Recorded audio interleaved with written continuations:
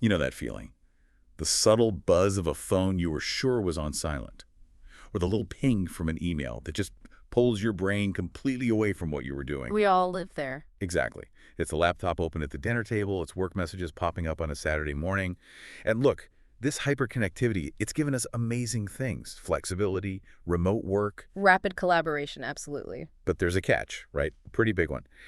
The sources we've been digging into all suggest that organizations are hitting a wall, a critical threshold where the cost of being always on is starting to seriously outweigh the productivity gains. And that's the central paradox of this whole digital workplace transformation. It's a double-edged sword. On one side, yes, amazing teamwork. But the other edge is this dramatic rise in what researchers call technostress. Technostress. Yeah. And with it, a serious erosion of the boundaries between your work life and your personal life. And, major concerns about employee well-being. So it's not just a feeling. There's data. Oh, there's a lot of data. The link is very clear.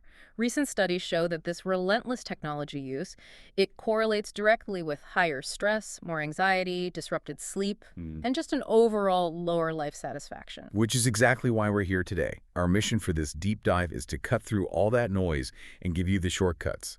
We're synthesizing the latest research on digital detox, but as a real evidence-based organizational intervention. Not just an individual telling you to turn off your phone. Exactly. We want to map out what actually works, who it works for, and, under what conditions. The goal here is to help you build a much more sustainable, a healthier relationship with technology at work. One that's guided by data, not just by feeling burnt out. Okay, so let's start by unpacking the scale of the problem, because the stakes are enormous and they go way beyond just individual burnout. Right. I mean, we're talking about a systemic drain on the whole organization.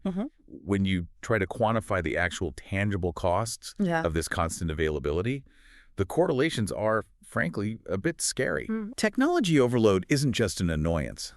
It directly correlates with less creativity, with worse decision-making, and even with people wanting to quit their jobs more often. So you have to ask yourself. Yeah, you really have to ask. What is the true measurable cost of never, ever turning off? And before we can even talk about the detox, the solution, we have to precisely define the poison. Okay. The research really zeroes in on three main drivers. First is what they call technostress and overload.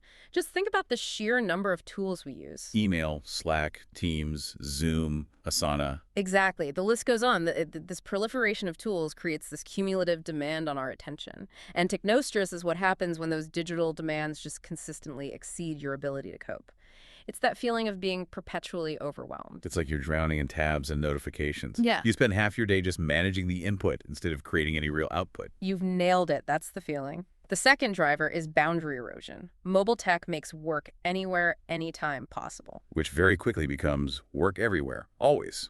It becomes the expectation, Yeah. right? And this blurring of the lines, it just destroys your dedicated recovery time. You can't fully switch off because you think, oh, a message might be waiting. Or even worse, someone might think I've seen it and I'm just ignoring them. And that pressure feeds directly into the third driver, which is all about well-being and performance. It's just simple mechanics, really. How so? Well, every one of those digital interruptions, it fragments our attention. It pulls us out of that focused state, what people call deep work. And if you can't focus for a solid block of time, you simply cannot produce high-quality, complex work. It's impossible. Which brings us to the countermeasure. Let's define what we mean by digital detox in this specific context. The core idea is an intentional, temporary disengagement from digital tech. Intentional and temporary. Those words seem really important. They're crucial. It's intentional, meaning it's a deliberate choice. It's not your internet going down.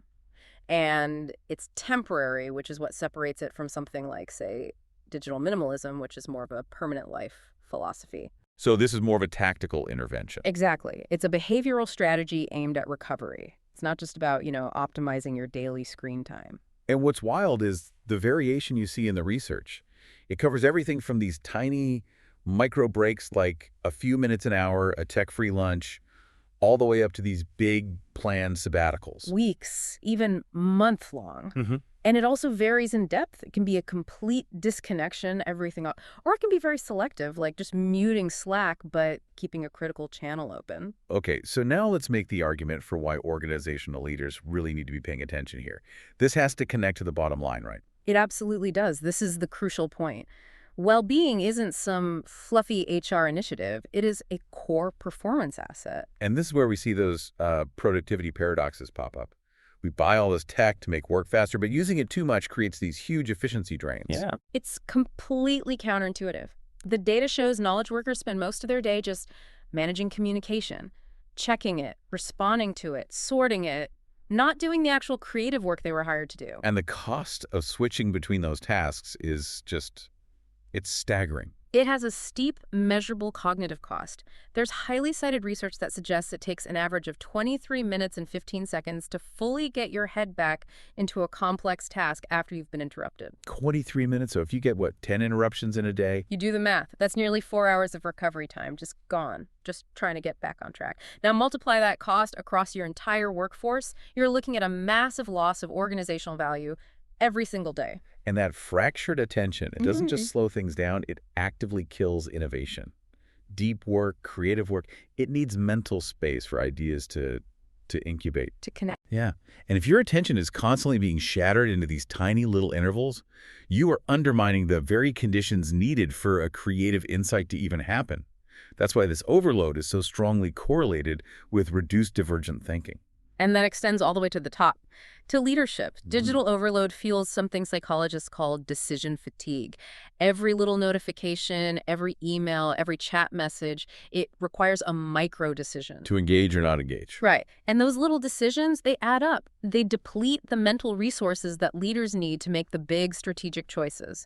And when your strategic decision quality is compromised, well, that's a huge long-term risk for the whole organization. And we can't forget the individual human cost here. For you, the listener, probably the most damaging impact is on your recovery and renewal. If you're still digitally tied to your job during your off hours, you're preventing what psychologists call psychological detachment.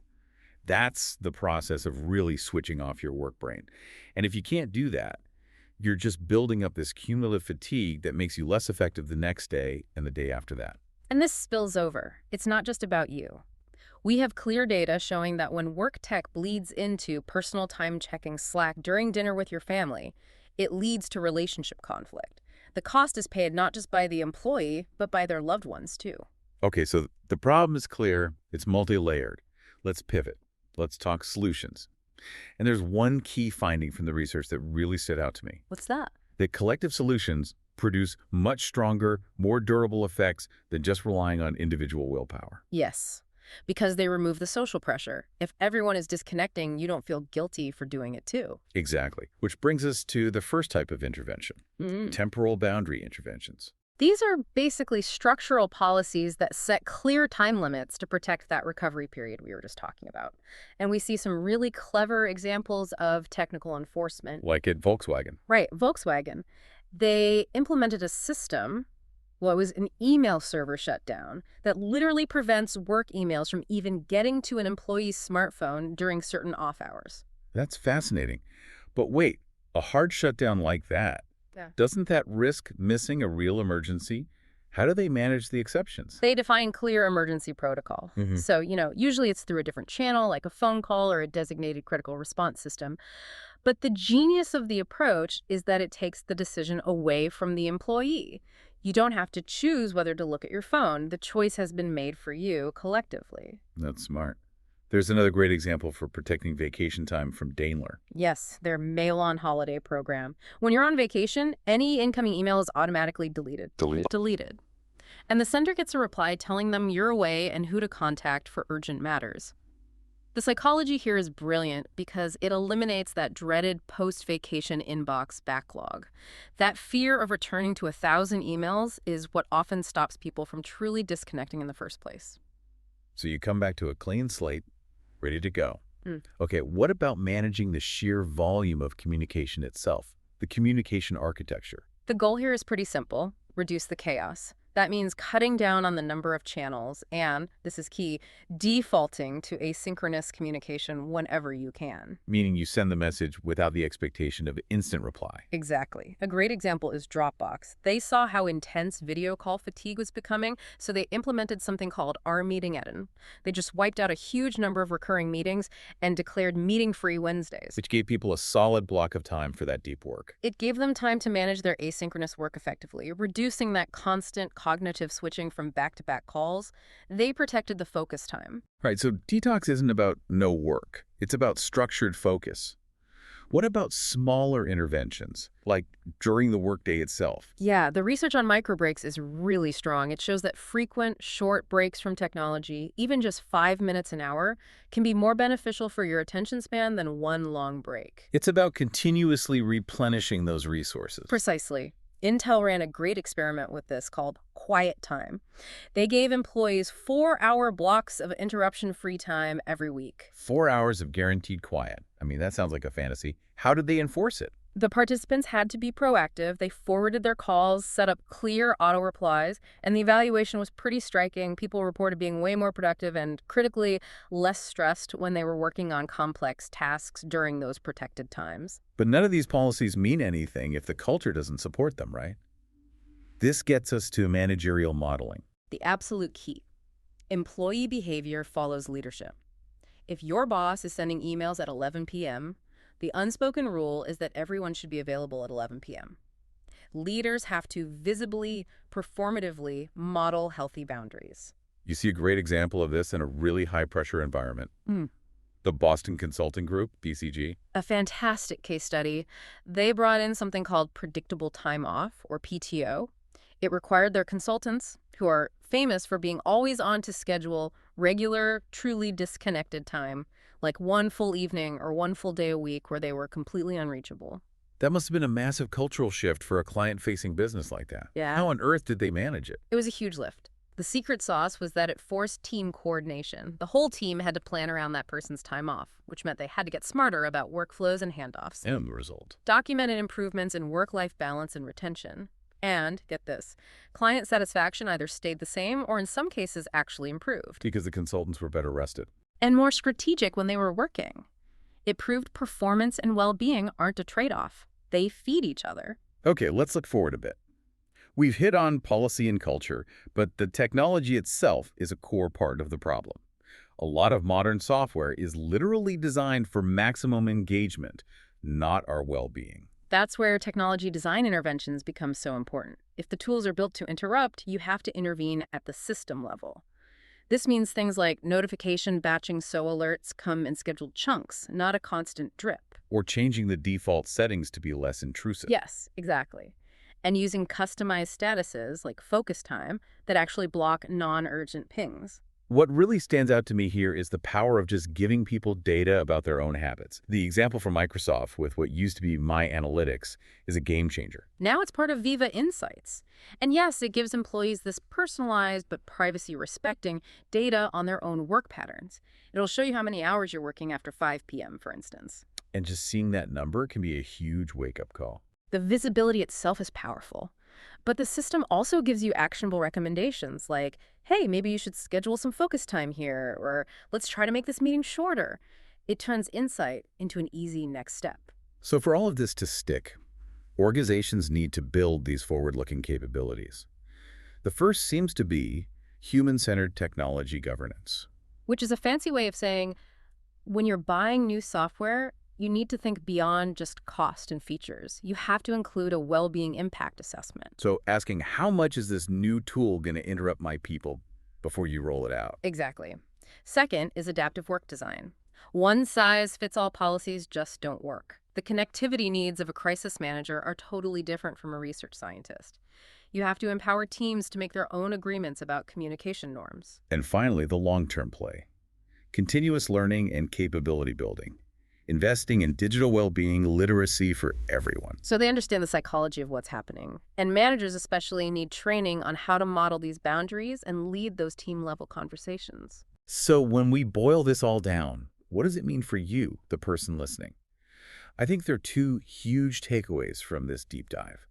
First, Your relationship with technology requires active management. It will not fix itself. Not a chance.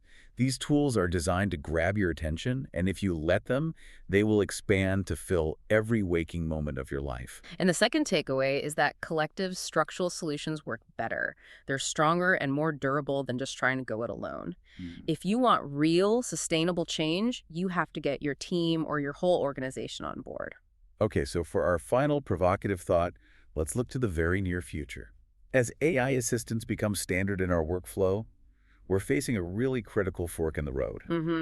On one path, these sophisticated AI assistants could finally solve this problem. They could intelligently filter, prioritize, and manage the information flow for us, dramatically reducing our digital overload. That's the dream scenario. Yeah. But there's another path. Will they instead create new and maybe even more intense forms of technostress? Through constant surveillance, algorithmic management, and pressure to respond even faster to what the AI flags as important. That is the balance we have to consciously design for. So the ultimate goal isn't to reject technology. It's about cultivating a kind of organizational wisdom. Knowing precisely when connectivity serves us and when disconnection is what we really need to thrive. That's the balance. That's the balance we all have to strive for. I earned my degree online at Arizona State University. I chose to get my degree at ASU because I knew that I'd get a quality education, they were recognized for excellence, and that I would be prepared for the workforce upon graduating. To be associated with ASU, both as a student and alum, it makes me extremely proud, and having experienced the program, I know now that I'm set up for success. Learn more at asuonline.asu.edu.